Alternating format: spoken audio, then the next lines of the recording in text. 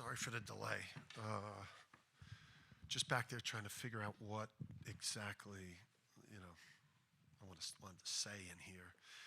And I'm still not really sure what I'm going to say, so that's what took so long. So, crowd was awesome. I feel like a little bit of an, obviously an idiot, where you criticize your home environments, and then today they were just awesome. But it's like what I said in the media availability the other day. We have a tendency with this year's team to kill the crowd. To kill the crowd in home games, you get it to 6 in the second half with an opportunity to make a 3 or get a stop and keep the crowd in it and blow the game open. But our defense has just been so bad these last 4 games. I think we've been around the 165th best defense in the country. So we've been playing with fire with this. Obviously, overall defense dreadful. And then minus Braylon in the second half. Just the shot making was just ice cold. So, but this has been brewing, for us, just based on what the defense has looked like. The defense has been a joke, and you're in trouble to start the game when you're subbing people within the first minute and a half of the game on blown assignments. And I could have just done that the whole game because it was a game of just really bad individual defense. Creighton just went at us from a one-on-one standpoint. For the team that really shares the ball, their game plan was just to go at individuals that they identified that can't guard the ball. All right, on 27 field goals, they had 10 assists. So they just went at individuals, and that's what's been going on the last couple of games. Coaches are smart; they're targeting our guys that can't guard, and if we can't fix that, we're going to obviously have issues moving forward.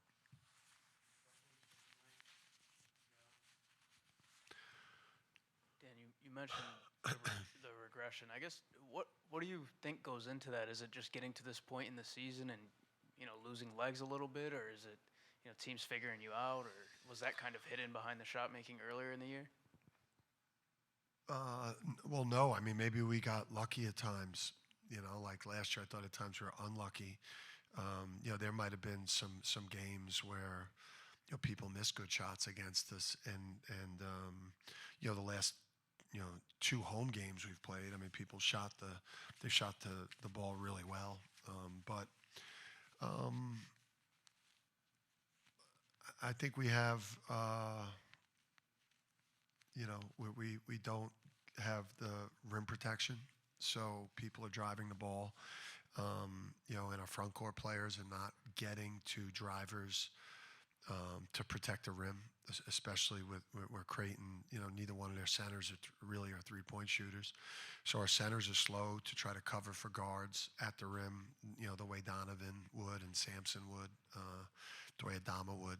And then we just were getting just one-on-one, just scored on. And the problem with Creighton is, you can't provide a lot of help from the perimeter, because if you help from the perimeter, now they're driving and kicking, and they're 10 for 21 from 3. So you're really on an island. You got to be able to guard the ball and win one-on-one matchups. And we there's multiple players on our team that that aren't great individual defenders, and are getting worse as the season's getting later, and it's not fatigue.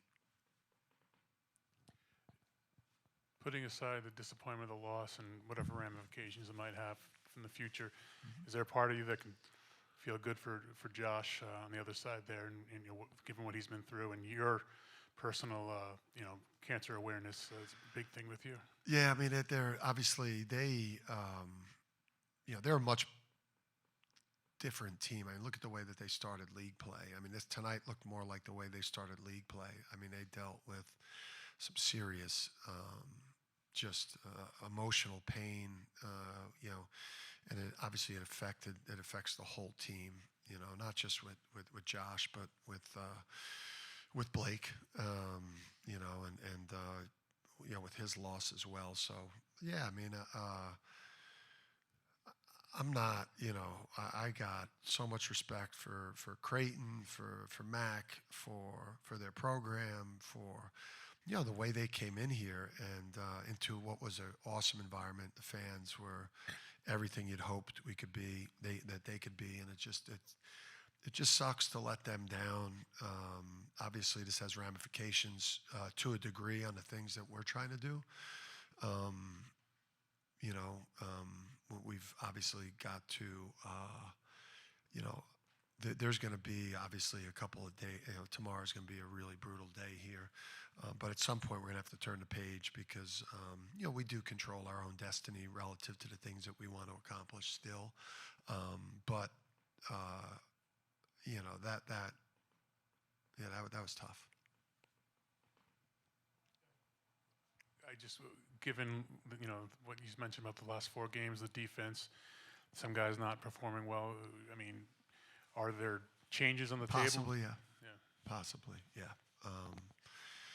Maybe just a jolt. I just that first group is obviously lacking a perimeter defender. I think that's why you saw Jay Ross play 27 minutes, and that wasn't just because of foul trouble.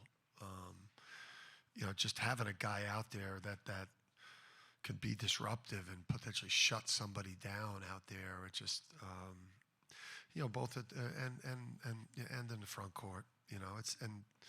Maybe I shouldn't have played Alex today. I don't. He said he was fine. He's dealing with something physically. He was not moving well out there on the court. He was a shell of himself. I don't know if maybe he wants to win so bad. The guy's such a warrior. He knows what time of year it is.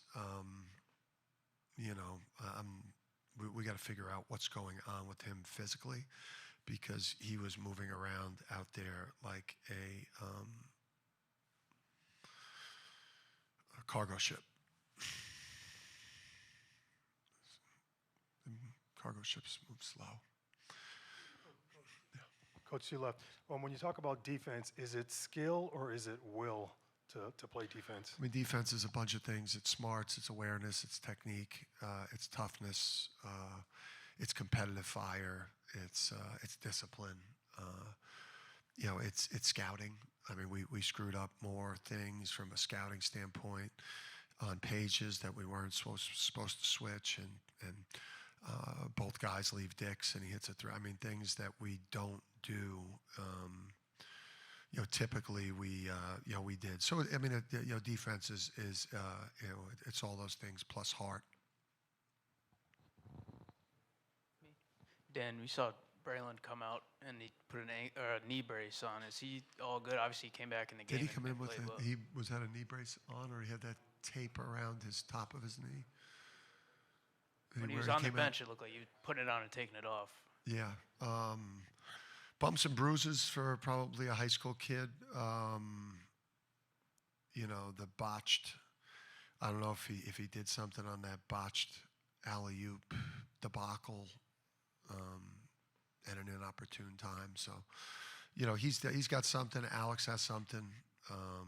So we got to figure out what's going on with those guys.